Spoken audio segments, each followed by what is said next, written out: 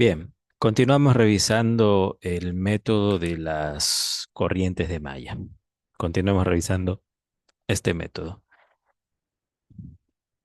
Bien, nosotros en la clase anterior revisamos el método de, de las corrientes de malla, pero un primer caso, el caso uno, ¿ok?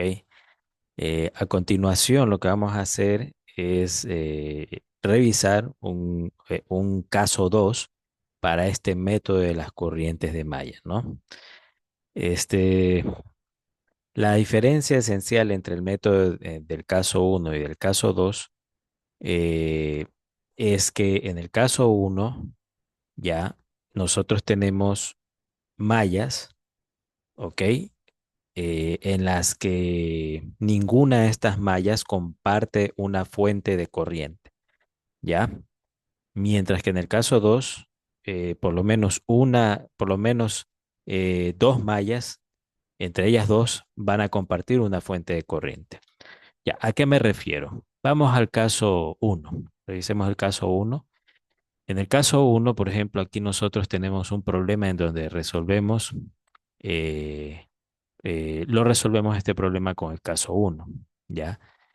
Fíjense cómo en el caso uno, este problema de aquí, en este problema de aquí, que es del caso uno, nosotros tenemos, por ejemplo, aquí hay una fuente de corriente que es esta de 8 amperios, y sobre esta fuente de corriente solo la corriente I3 es la que circula, ¿ya? No existe ninguna otra corriente que esté circulando a través de esta fuente de corriente de aquí, ¿ok?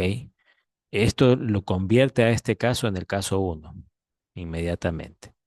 Ya, aquí hay una fuente de voltaje que sí tiene dos corrientes compartidas, la I1 y la I3, pero se trata de una fuente de voltaje, no de una fuente de corriente. Cuando nosotros tengamos fuentes de corrientes que están así en una situación similar a esta fuente de voltaje, en donde hay dos corrientes que la están atravesando, dos corrientes de malla que la atraviesan, entonces ahí estamos en el caso 2. Por ejemplo, miren aquí, este de aquí es un ejemplo de lo que es el caso 2, este circuito, ¿no? En donde yo tengo, por ejemplo, aquí esta fuente de corriente de 5 amperios. Fíjense que la fuente de corriente de 5 amperios es adyacente a dos mallas, a la malla uno de la corriente I1 y a la malla 2 de la corriente I2. Por lo tanto, aquí existe pues como una discrepancia, se podría decir, ¿no? Con respecto a cuál yo puedo calcular la corriente de esta fuente. Entonces, este es el caso 2. ¿Ya? Este es el caso 2. En el caso 2, lo que se hace ya no es trabajar únicamente con mallas, ¿ok? Sino que también se construye una supermalla, o sea, un lazo, ¿no? Un lazo que contiene a varias mallas, ¿ya? Así es como lo estudiaríamos. Bien, vamos viendo los pasos de lo que es el caso 2. Entonces, ¿qué nos dice aquí? Determinación de las corrientes de malla, caso 2. Los siguientes pasos pueden aplicarse a un circuito en el que hay al menos una corriente de malla, que pasa por una rama que tiene una fuente de corriente y a la vez dicha fuente es compartida por otra malla, ¿no? Aquí nos están diciendo lo que yo les mencionaba. Entonces, tenemos un circuito en el que por lo menos existe una malla que pasa por una rama, ya, una corriente de malla, perdón, que pasa por una rama que tiene una fuente de corriente y a la vez dicha fuente es compartida por otra malla adyacente. ¿Ok? Bien, entonces, primer paso para resolver este caso, el caso 2. Uno, asigne las corrientes de malla a cada malla. Ya eso está bastante similar al caso uno, así mismo se empezaba. Dos, defina una supermalla, ¿ya? Cuando dos o más mallas tienen una fuente de corriente, dependiente o independiente en común, ¿ya? Siempre la supermalla se debe formar de tal forma que esta contenga las fuentes de corriente que existan entre mallas adyacentes, ¿no? Así es como recomiendan formar la supermalla. Ya que, y nos dicen que veamos el ejemplo de la siguiente diapositiva. Ya lo vamos a ver ese ejemplo. Entonces, esto es nuevo, ¿no? Este paso uno es bastante similar al caso uno. El paso 2 sí es nuevo, ya, porque tenemos que crear una supermalla. El paso 3 nos dice que desarrolle la ley de voltaje de Kirchhoff para la supermalla existente en el circuito. Ya, notas. A. Una supermalla no tiene corriente de malla propia. Es decir, al aplicarle la ley de voltaje de Kirchhoff se deben colocar las corrientes de malla de cada una de las mallas que compone a la supermalla. Y B. Una supermalla requiere de la aplicación tanto de la ley de voltaje de Kirchhoff como la ley de corrientes de Kirchhoff. Ojo con eso, ¿no? O sea que debemos trabajar tanto con ley de voltaje de Kirchhoff como con ley de corrientes de Kirchhoff. ¿Ya? Y resuelva las ecuaciones lineales. En el paso 4 nos dice resuelva las ecuaciones lineales resultantes que tienen las corrientes de malla desconocidas. Bien, entonces se parece mucho al caso uno. El primer paso es idéntico. El segundo paso sí difiere. Aquí nos dice que formemos una supermalla, ¿ya? Eh, a- el tercer paso se parece bastante a uno de los pasos del caso uno, en donde nos decía que determinemos la ley de voltaje de Kirchhoff para cada una de las corrientes de malla identificadas. Ya, sin embargo, aquí nos dice que desarrollemos la LVK o la ley de voltaje de Kirchhoff para la supermalla existente. ¿Ok? Y finalmente resuelva las ecuaciones lineales resultantes. Bien, entonces nosotros tenemos aquí un ejemplo. Dice, ejemplo, corrientes de malla, caso 2. Determine la corriente I1, I2, I3, I4. ¿Ya? Hay que determinar esas corrientes. Nosotros tenemos un circuito en donde tenemos, por ejemplo, tres fuentes. Dos son de corriente y una es de voltaje. Ya nos podemos dar cuenta porque el símbolo de acá tiene una polaridad más o menos, eso es un voltaje. Y los símbolos de estas de acá, en cambio, estos elementos de estas fuentes son una flecha, ¿no? Entonces eso es una corriente. Ahora, aquí una de las fuentes de corriente tiene un símbolo como un rombo. ¿Eso qué era? ¿Qué era, no? Piensen por favor un segundo, ¿qué significa que el símbolo de la fuente de corriente sea un rombo?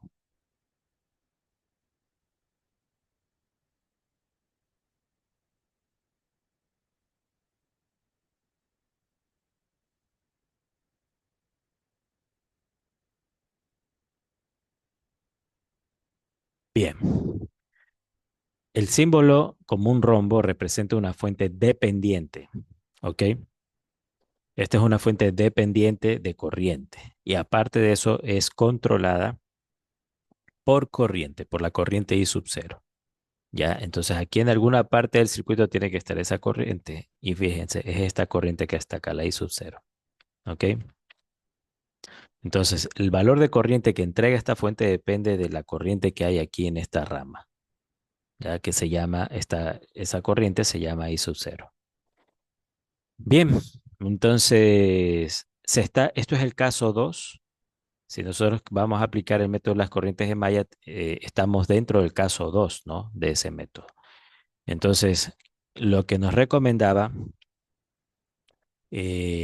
como primer paso, recuerden, es asignar las corrientes de malla. Luego decía que si se encuentran con eso, por ejemplo, aquí una fuente de corriente que tiene dos corrientes de malla que la atraviesan.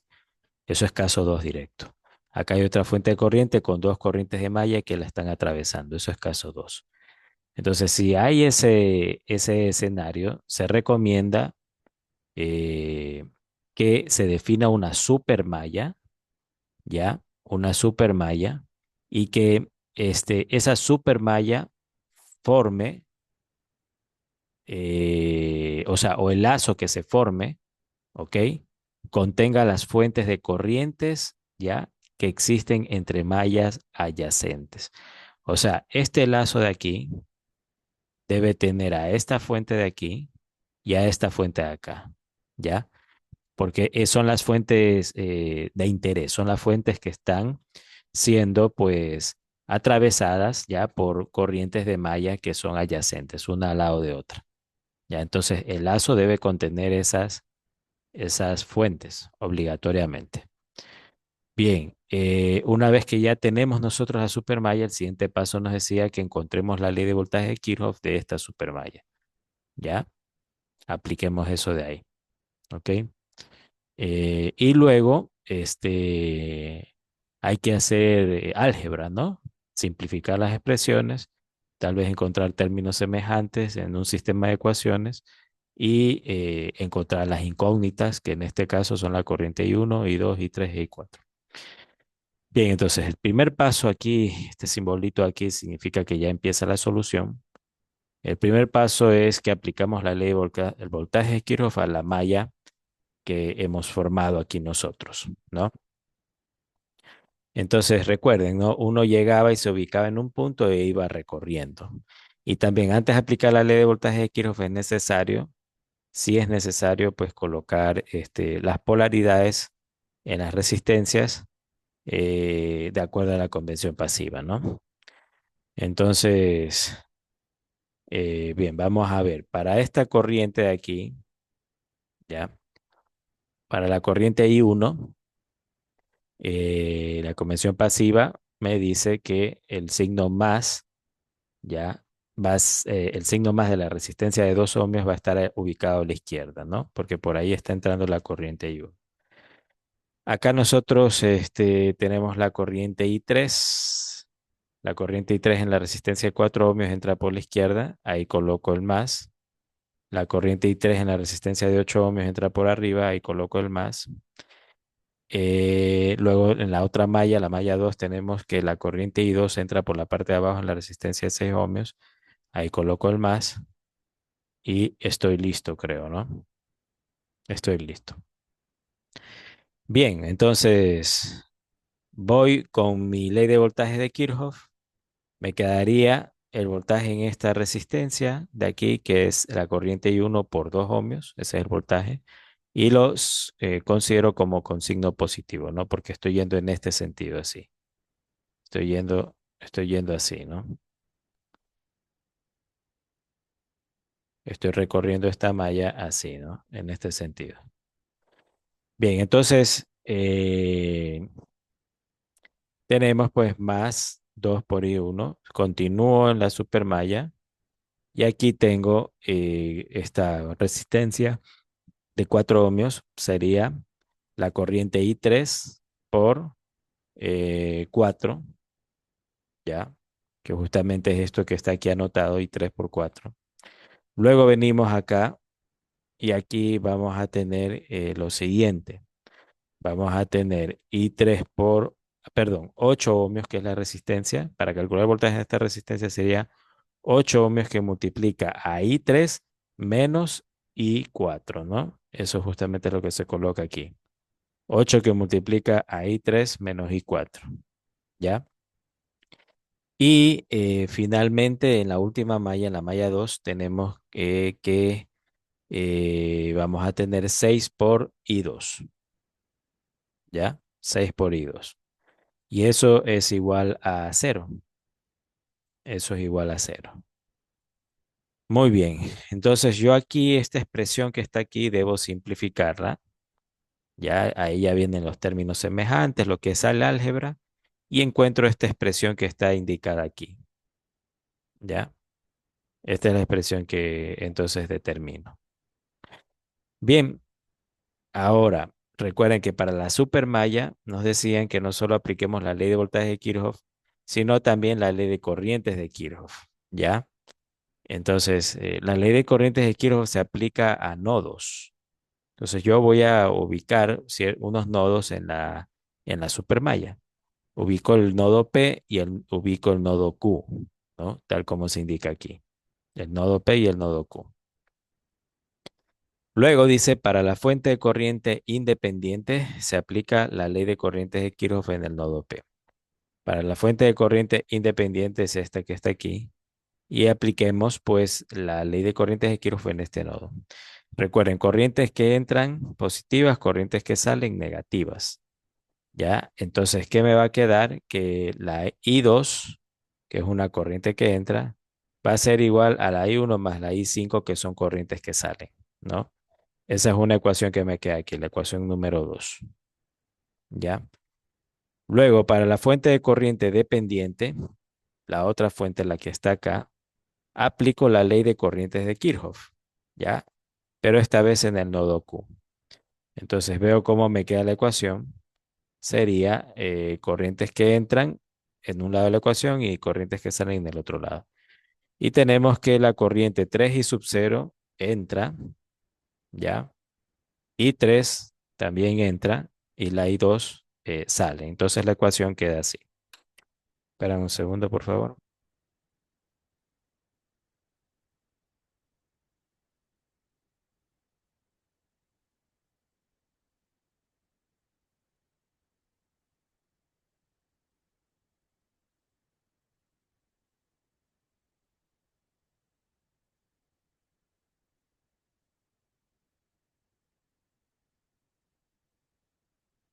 Bien, entonces tenemos estas dos ecuaciones, la ecuación 2 y la ecuación 3.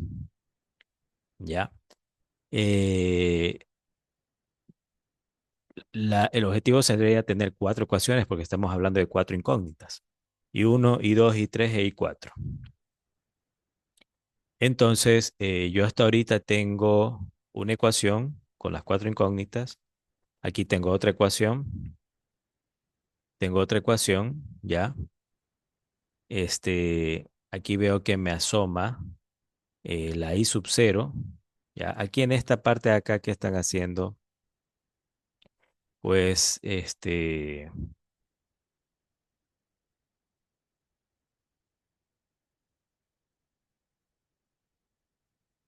ya, perdón, es justamente el análisis en el nodo Q que les acabé de mencionar ahorita. Ya, y la ecuación número 4 la puedo calcular de aplicar la ley de voltaje de Kirchhoff, o perdón, más bien sería la ley de corrientes de Kirchhoff, ¿ya? Eh, a ver, perdón. I sub 0 es igual a menos I4, ¿ya? Por lo tanto, ya, perdón. Más bien aquí, la I2, lo que están haciendo, la ecuación 3, a la ecuación 3, a la I sub 0 la están reemplazando por I4, ¿no? Como ustedes pueden ver aquí, la I4 hace esto. Esto es lo que hace la I4, ¿no? Entonces, si se dan cuenta que la I4 coincide con la ruta o el camino de la I sub 0, son la misma corriente, sino que la I4 está yendo para abajo mientras que la I sub 0 está yendo para arriba. Pero de ahí son la misma corriente. O sea, en otras palabras, la I sub 0 vendría a ser igual a la I4, pero con signo negativo, ¿no? Porque la I4 va para abajo y si yo le cambio el signo a la I4 estoy diciendo que ella está yendo para arriba realmente, coincidiendo con el sentido de circulación de la I sub 0. Bien, entonces eso es lo que se hace aquí. Dice que I sub 0 es igual a menos I4, por lo tanto, esta ecuación de aquí se convierte en esto que está acá. I2 es igual a I3 menos 3 veces la I4. Entonces yo tengo una, dos, tres ecuaciones. Ya tengo tres ecuaciones con cuatro incógnitas, ¿no? Y entonces me haría falta una ecuación adicional. Esa ecuación adicional yo la puedo sacar de la malla número 4, la malla donde está la corriente I4, que es esta que está acá. Ya la saco aplicando la ley de voltaje de Kirchhoff en esta malla. Ok, con respecto a la I4, ¿no? Entonces las polaridades ahí van a cambiar, ¿no? Si es con respecto a la I4, en la resistencia de 8 ohmios, ahora el positivo está en la parte de abajo y el negativo está en la parte de arriba. En la resistencia de 2 ohmios, el positivo está en el lado izquierdo y el negativo en el lado derecho de la resistencia de 2 ohmios. ¿Ok? Todo esto que le estoy diciendo es de acuerdo a la convención pasiva. Ya, entonces, si yo aplico la ley de voltaje de Kirchhoff en esta malla que ustedes ven aquí, vamos a tener lo siguiente. Vamos a tener I4 por 2, sería I4 por 2 y es positivo ese voltaje, más el voltaje en la fuente, más el voltaje en la fuente que es de 10 voltios, continúa y me encuentro con un más 8 por I4. Ya, 8 por I4, pero recuerden que la resistencia de 8 ohms es una resistencia que está compartida, ya, para dos mallas. Entonces sería 8 por I4 menos I3 más bien sería, ¿no? 8 por I4 menos I3 y eso es igual a cero. Entonces yo aquí hago simplificación de términos semejantes y encuentro esto que está aquí. 10 I4 menos 8 I3 es igual a menos 10. ¿ya? Bien, entonces tengo un sistema de cuatro ecuaciones, ¿ya? Con cuatro incógnitas, ¿no? Recuerden que yo realmente aquí, ustedes ven aquí en esta ecuación como que yo tuviera solo dos incógnitas, ¿no? Ya, pero ojo, ¿no? Yo puedo, aquí realmente, si yo lo quiero ver como el sistema de cuatro ecuaciones con cuatro incógnitas, esta ecuación podría convertirse en lo siguiente, ¿no? Sería I1 menos I2 más cero por I3 más cero por I4, y eso es igual a menos 5, a menos 5, ¿no? Menos 5, ¿ya? Entonces ahí está, pues, se puede ver cómo, se puede ver cómo, si existen las corrientes I3 y la I4 en esta ecuación, pero no se las está colocando porque están multiplicadas por cero, ¿no? Porque desaparecen. Ya, lo que quiero que se den cuenta es que el hecho de que aparezcan dos incógnitas en la ecuación de aquí no quiere decir de que no están las otras dos incógnitas que me interesan a mí, la I3 y la I4. La cuestión con esas otras dos incógnitas es que ellas tienen un coeficiente de cero. Por lo tanto, es como que estuvieran, es como que no existieran, ¿ya? Pero para fines matemáticos, ¿no? En donde siempre nos dicen que para resolver un sistema, por ejemplo, en este caso de cuatro incógnitas, yo necesito cuatro ecuaciones con las cuatro incógnitas. Y si se presentan esas cuatro incógnitas, como se puede ver aquí, ¿no? Sino que en la ecuación 2 la incógnita I3 y la incógnita I4 están siendo multiplicadas por un coeficiente de cero, por lo tanto es como que no existieran, como que desaparecieran. Si ustedes resuelven esto con la regla de Kramer, ya en donde deben usar los coeficientes, deberían colocar coeficientes ceros para I3 y para I4, ¿no? Ya, eso sería. Y donde no aparezca una incógnita en alguna ecuación, por ejemplo, aquí abajo, nosotros ya sabemos que ahí está esa variable. Por ejemplo, aquí no aparece I1, ¿ya? Entonces, ¿qué pasa? Que I1 sí existe, ¿no? Sino que está multiplicada por cero. Sería cero por I1 más I2 menos I3 más 3I4 igual a cero, ¿no? Esa sería la ecuación completa, como quien dice, con las cuatro incógnitas, ¿ya? Bien, entonces aquí yo tengo un sistema de ecuaciones un sistema de cuatro ecuaciones con cuatro incógnitas, ¿ok? Que lo puedo resolver con regla de Kramer o con sustitución, ¿ya? Yo aquí utilizo una herramienta, un software, ¿no? Que me ayuda pues resolviendo instantáneamente las incógnitas, ¿no? La I1, la I2, la I3 y la I4. Eh, yo he utilizado un software, ustedes no pueden hacer eso, ustedes tendrían que resolver esto a mano, ¿no? Ustedes tienen que resolver aplicando la regla de Kramer o método de sustitución para resolver. Ahora, aquí, como nosotros tenemos cuatro ecuaciones y cuatro incógnitas, es más difícil aplicar el método de sustitución. Y aquí sí vale la pena entonces aplicar el método de Kramer, ¿no? Que es más directo. ¿Ok? Entonces, por favor, estudien el método de Kramer. Bien, la simulación nos indica, la simulación en multisim, ya nos muestra cómo las corrientes pues salen las mismas que las que se han calculado, ¿no? Al resolver el problema. Ya eso quiere decir de que la teoría está coincidiendo con la simulación. Es una manera de verificar de que nuestros cálculos están bien realizados, ya a través de una simulación hecha en algún software. En este caso, el software que estamos usando es el Multisim, ya. Fíjense cómo aquí está la fuente de voltaje. Esta de aquí es la fuente de voltaje, ¿ya? Y fíjense cómo esta fuente de voltaje, pues, perdón, fuente de corriente es esto. Esta fuente de corriente, pues, es una fuente de corriente, ¿ya? Que depende de la corriente, ¿ya? Es una fuente que depende de la corriente que viene por la resistencia 5, ¿no? O sea, es una fuente que depende de la corriente que viene por esta resistencia que está acá, que en el multisim le llaman resistencia 5, que es la resistencia de 2 ohmios que está conectada en serie con la fuente de 10 voltios. Ya, entonces en el simulador, fíjense, la, ¿cómo es que es? La resistencia de 2 ohmios. Aquí hay un amperímetro nomás. El amperímetro es como un conductor ahí que sigue. Entonces, la resistencia de 2 ohmios yo puedo ver que está conectada en serie con la fuente de 10 voltios, ¿no? Eso es lo que se está haciendo aquí. Fíjense, aquí está la resistencia, un instrumento para medir la corriente. Sigue, aquí lo que me están diciendo es que esta es la corriente sensada, es la corriente I sub cero. Cuando yo hago pasar por el símbolo de multisim, por esta partecita de este símbolo, esta fuente de corriente controlada por corriente, yo la corriente que controla al valor de corriente acá en la fuente es la corriente que yo le hago pasar por esta parte del símbolo, ¿no? De la fuente. O sea, por aquí, por este tramo. ¿Ya? O sea, es la corriente que pasa por la resistencia de 2 ohmios y a esa corriente le llamábamos I sub cero, ¿se acuerdan? Es esta corriente que está aquí. ¿Ya? Y esa corriente pues viene de la fuente de 10 voltios, como se puede ver aquí. ¿Ya? Aquí está la fuente de 10 voltios, ¿no?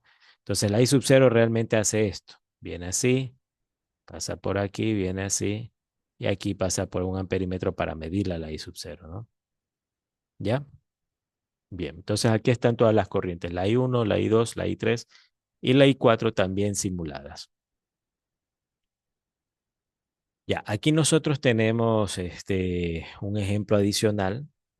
Ya nos dice el caso 2 de corrientes de malla, determine la corriente I1 y la corriente I2.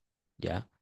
Entonces, me ponen un ejercicio en donde yo tengo una fuente de 20 voltios, una fuente de 6 amperios y tengo unas resistencias, una de 6 ohmios, una de 2 ohmios y una de 10 ohmios, aparte de una de 4 ohmios también en este circuito. Entonces, un circuito con dos fuentes, ya una de voltaje y otra de corriente y cuatro resistencias ahí conectadas, ¿no? Bien, me piden calcular la corriente I1 y la corriente I2, ya donde estas corrientes son unas corrientes de malla, ya en este circuito que dispone de dos mallas únicamente.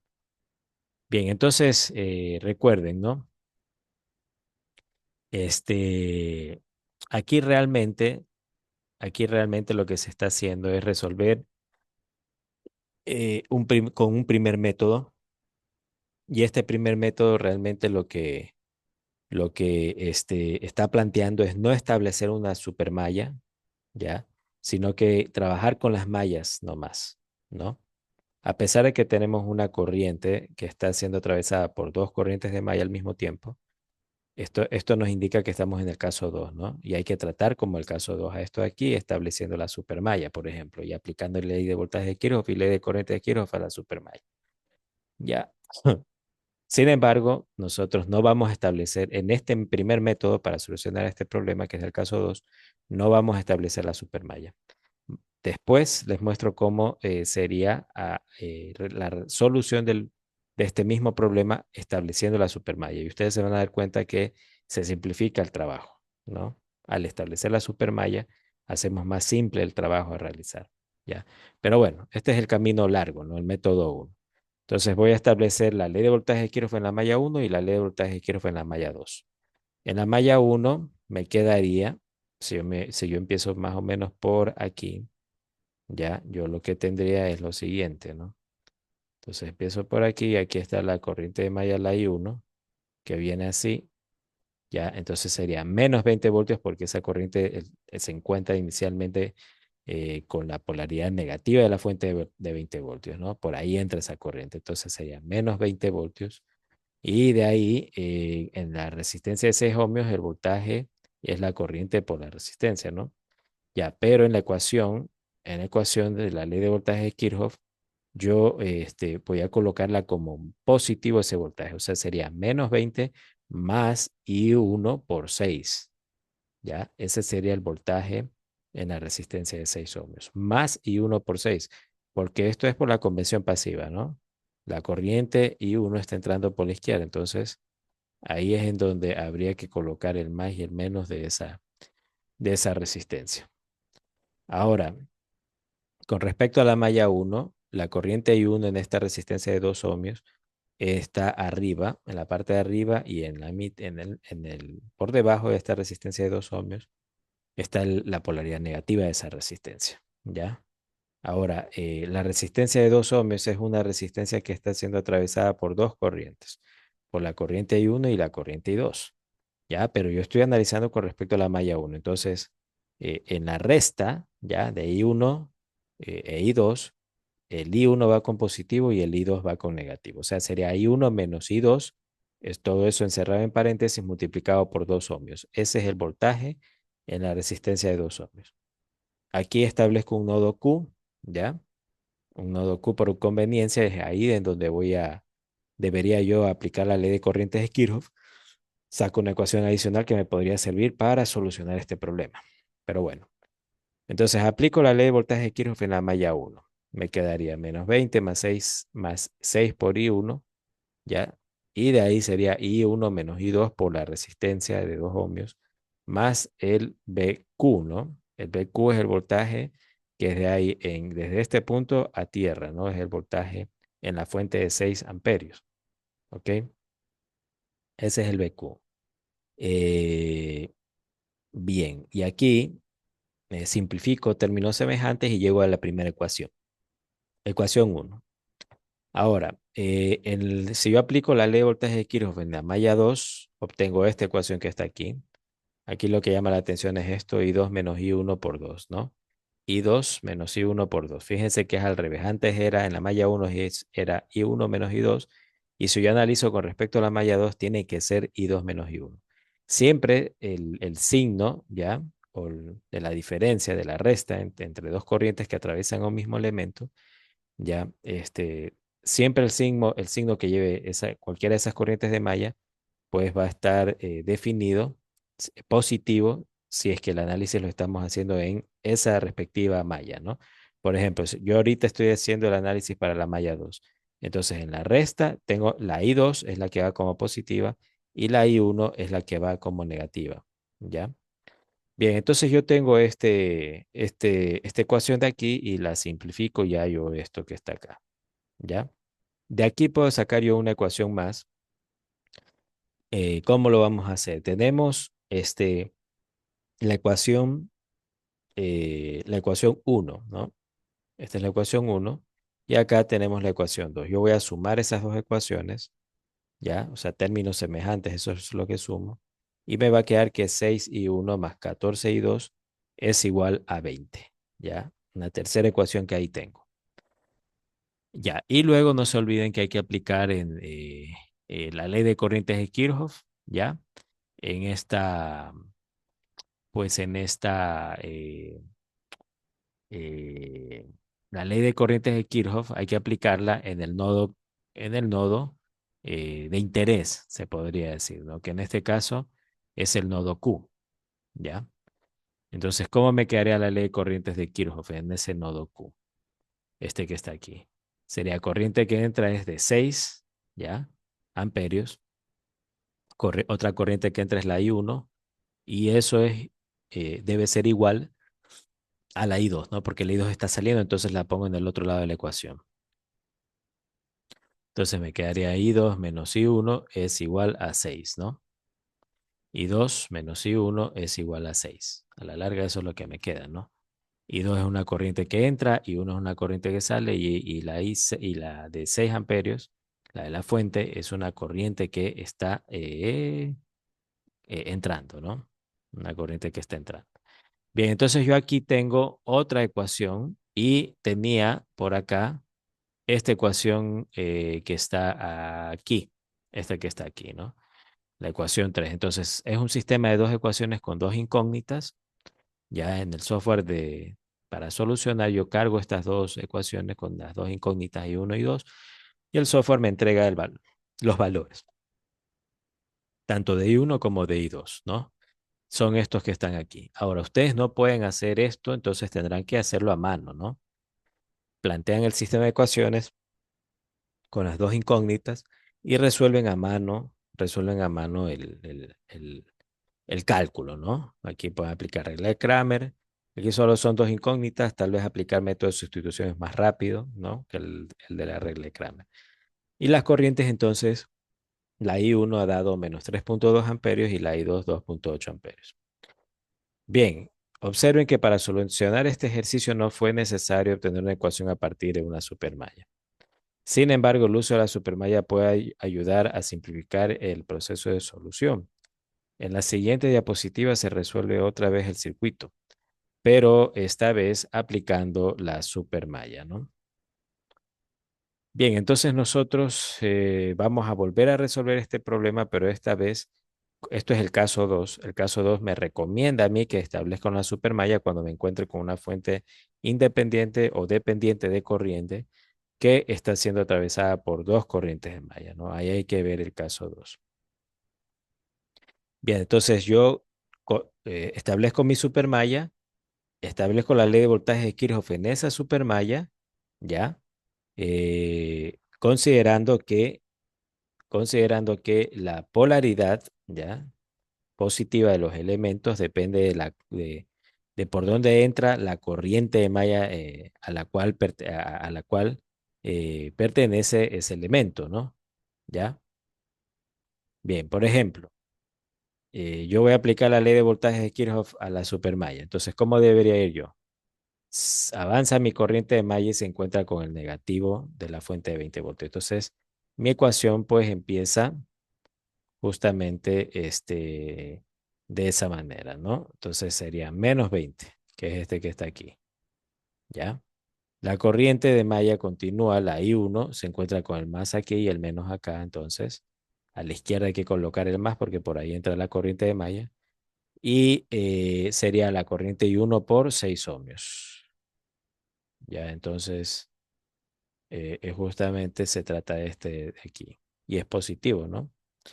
Y luego vengo por acá y me encuentro con esta resistencia de 2 ohmios, ¿no? Que viene así, ahí está. Pasa por la resistencia de 2 ohmios, ahí hay una caída de voltaje y esa caída de voltaje va a ser igual a I1 menos I2, ¿ya? Va a ser igual a I1 menos I2, ¿ya? Multiplicado por la resistencia, ¿ya? Por la resistencia a ver, perdón, me está confundiendo. Un- Mis disculpas, por favor. Aquí no es que se mete, yo no sé por qué les dije eso. Estoy un poco cansado, tal vez. Entonces, la corriente de malla viene así, ¿no? Ahí sí. Entonces, el que sigue sería 10 por I2. Ese es el voltaje en la resistencia de 10 ohmios. Sería 10 por I2. ¿Ok? Y eso pues tocaría considerarlo, ¿no? 10 por I2. Acá tenemos que la corriente sigue así, por lo tanto el voltaje en esta resistencia de 4 ohmios sería 4 por I2. Por eso es que aquí al sumar términos semejantes me queda 14 I2, ¿no? Porque serían 10 más 4 ohmios que multiplica la resistencia I2. Bien, y de ahí ya la malla no tiene más elementos y me quedo con la ecuación que ustedes, perdón, con la ecuación que ustedes ven aquí, ¿no? Ya al simplificar aquí, me encuentro con esta ecuación que está aquí. Ya de una he determinado la ecuación importante de aquí, esta de que está aquí, de una, sin necesidad de hacer lo que hice acá, en donde se hizo un poco más largo el procedimiento, me tocó hasta sumar ecuaciones, ¿no? Acá con la supermalla sale de una la ecuación. Ya aplico la ley de corrientes de Kirchhoff nuevamente en el nodo Q y tengo que la I2 menos la I1 es igual a 6 amperios, ¿no? Esto ya lo había notado en el método 1. Tengo una ecuación con dos ecuaciones con dos ecuaciones con dos incógnitas que puedo resolver y voy a calcular la corriente I1 y la corriente I2, ¿no? Que valen esto que está aquí. Ya, muy bien. Acá nosotros tenemos, nuevamente, el caso 2 porque tenemos una fuente de corriente independiente de 5 amperios, ya, que tiene dos corrientes de malla compartida. Eso está sucediendo en este ejemplo, ¿no? La fuente de 5 amperios, una fuente independiente de 5 amperios, está siendo atravesada por dos corrientes de malla al mismo tiempo. La corriente de malla IA y la corriente de malla IB, ¿ya? Entonces, esto es caso 2 y hay que resolverlo como tal. ¿ya? Las corrientes de malla ya están designadas en las mallas. Eh, Hay que definir la supermalla. Aquí está la supermalla ya definida, ¿ok? Y hay que aplicar la ley de voltaje de Kirchhoff a esta supermalla, ya para ver si podemos calcular lo que nos están pidiendo, ¿no? La I sub A, I sub B, I sub C y la corriente I sub 1, ¿ok?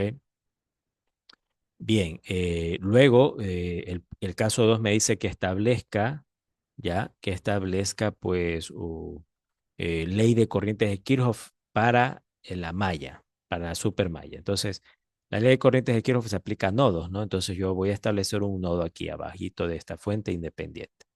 Ese es el nodo Q, ¿ya? Es el nodo Q. Entonces, bien, vamos resolviendo entonces paso por paso.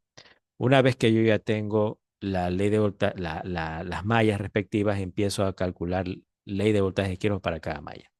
Entonces vamos con la malla que está aquí, ¿no? Esta de aquí, la de la I sub A. La ecuación me quedaría como se indica aquí, ¿ya? Y aquí falta procedimiento para reducir, para eliminar términos semejantes, pero bueno, ese procedimiento no lo colocan, directamente van a la respuesta que es esta que está acá, perdón, ¿ya? Tengo una ecuación, ¿ya? Con varias incógnitas. Una primera ecuación. Ahora, para la fuente de corriente independiente se aplica la ley de corrientes de Kirchhoff en el nodo Q. ¿Ya? Entonces puedo sacar otra ecuación aplicando la LCK en el nodo Q. Ya saco esta ecuación que está aquí. Corrientes que entran es igual a corrientes que salen.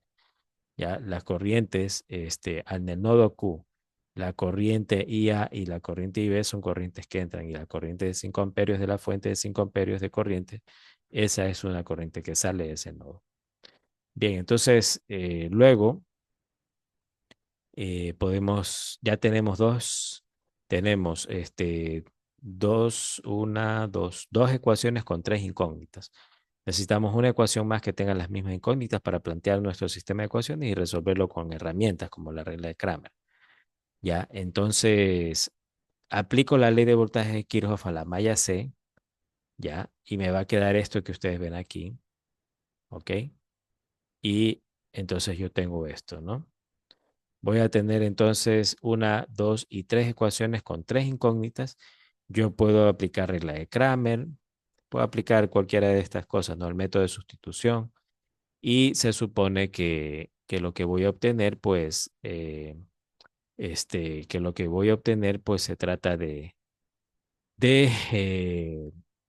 los valores correctos, ¿no? Si hago bien el procedimiento, yo calcularía los valores correctos. Entonces aquí es IA que vale 1.75 amperios, IB 6.75 amperios y la IC que vale 1.25 amperios. ¿Ok? Eso sería el resultado para este ejercicio, ¿no? Bien, me esperan un ratito, por favor.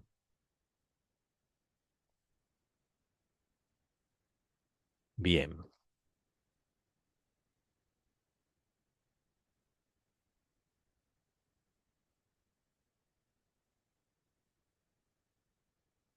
un momento.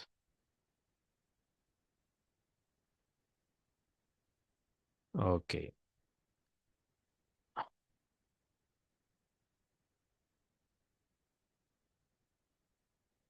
un segundito.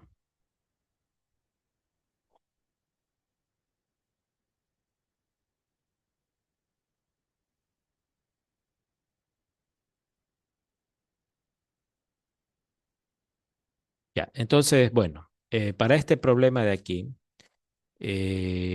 a este problema de aquí, pues nosotros también lo podemos simular. ¿Ya? Este ejemplo en donde tengo la fuente de 100 voltios, la fuente de corriente de 5 amperios y la otra fuente de 50 voltios, y tengo cinco resistencias ya conectadas a estas fuentes, ¿ok? Entonces yo puedo hacer la simulación de este circuito tal como se indica ahí. Y los resultados me dan similares a los que yo calculé de manera teórica. Eso quiere decir que yo no me he equivocado, ¿no? El simulador me está dando algo bastante similar, por lo tanto el procedimiento que he usado es el correcto, ¿ya? Bien, Eh, Eso sería, ¿no? Por el día de hoy creo que está bien llegar hasta aquí. Muchas gracias.